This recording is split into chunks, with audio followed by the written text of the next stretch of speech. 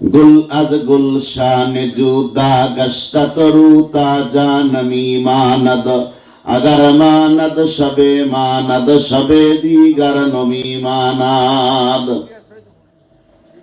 बेशानु हाफिज बतू गुयम के गुल तजा नमी मानद अगर मानद शबे दीगर नमी मानाद। কবি হাবেশ বলছেন যে ফুল যদিও তাজা থাকে, এক রাত তাজা থাকে, পরের রাতে ফুলের আর তাজা থাকে না। কথা ঠিক না?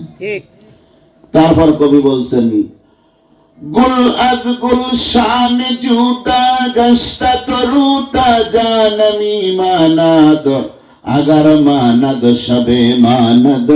शबे दीगर नमी मानाद।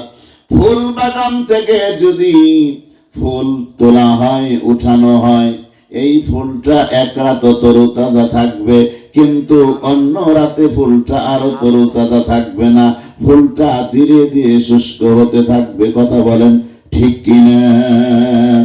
কিন্তু আল্লাহ রাব্বুল আলামিন এই বান্দাকে বানাইছে, বান্দাকে সাজাইছে।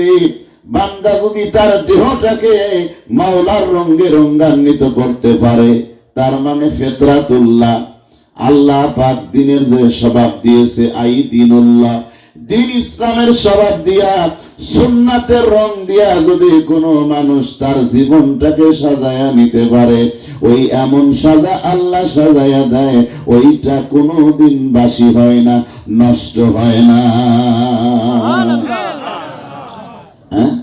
আল্লাহ বলছেন এরকম ভাবে তুমি ইবাদত করো, আনতা আবুদাল্লাহ কাআন্নাকা তারাহু।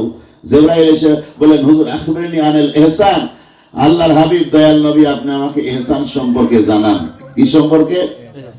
ইহসান সম্পর্কে। ইহসান বা মানা ইখলাস, ইখলাস বা মানা ইহসান, ইহসান বা মানা তাসাউফ, ইহসান বা মানা তাসকিয়াতুন নাফস, ইহসান বামানা মুতাওয়াজ্জিহান ইলাল্লাহি তাআলা।